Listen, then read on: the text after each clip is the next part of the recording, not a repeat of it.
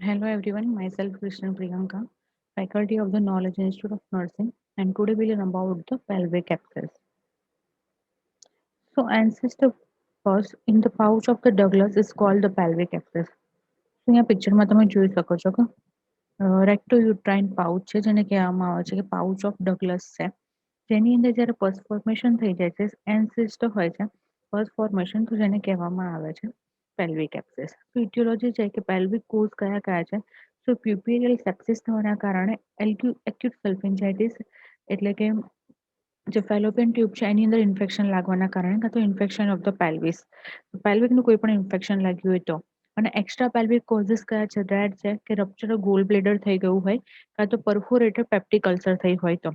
આ બધા ઇટિયોલોજી છે કોમન કોઝિસ છે કે જેના કારણે થઈને આપણે પેલ્વિક એપ્સિસ પાઉચ ઓફ ડગલસની અંદર જોવા મળે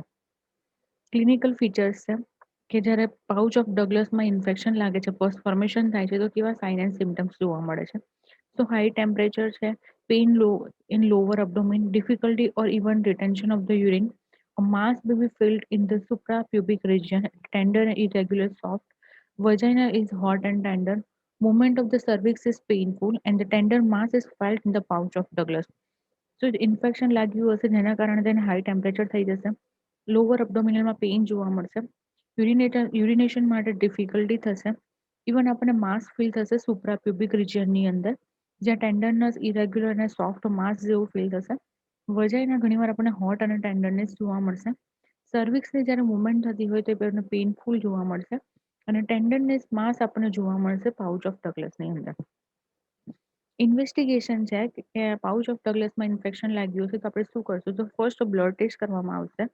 બેક્ટેરિયોલોજીકલ સ્ટડી તો swab are taken from the high vagina endocervical canal and from the pus.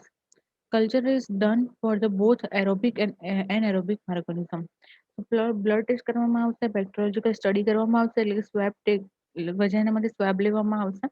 કે કેનલમાંથી જે પણ પસ ફોર્મેશન આવતું હશે એનો ટેસ્ટ કરવામાં આવશે ઇવન કલ્ચરલ ટેસ્ટ કરવામાં આવશે જેના કારણે તેને કયા માઇક્રો ઓર્ગેનિઝમના કારણે થઈને આ ઇન્ફેક્શન લાગ્યું છે આપણને ખબર પડશે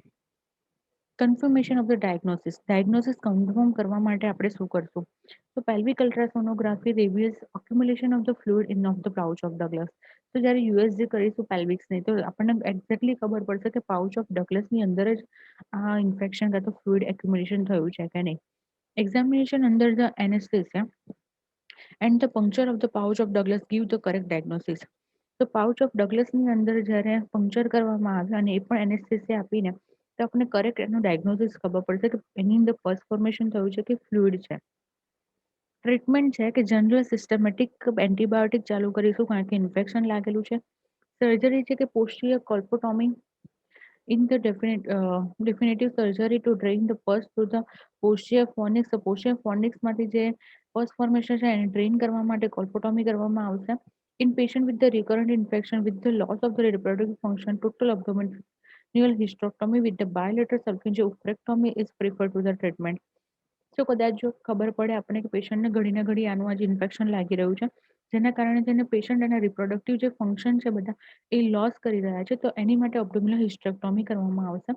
જેની અંદર આખી જે રિપ્રોડક્ટિવ સિસ્ટમ છે એને રિમૂવ કરવામાં આવશે ઇવન એની જોડે જોડે બંને સાઈડની ફેલોપિયન ટ્યુબ અને ઉફ્રેક્ટોમી એટલે કે જે ઓવરી છે એને પણ રિમૂવ કરવામાં આવશે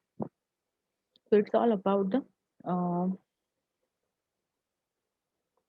pelvic abscess. It is a small topic, but the pelvic abscess, the definition is the enlarge the pus in the pouch of the Douglas. It's called the pelvic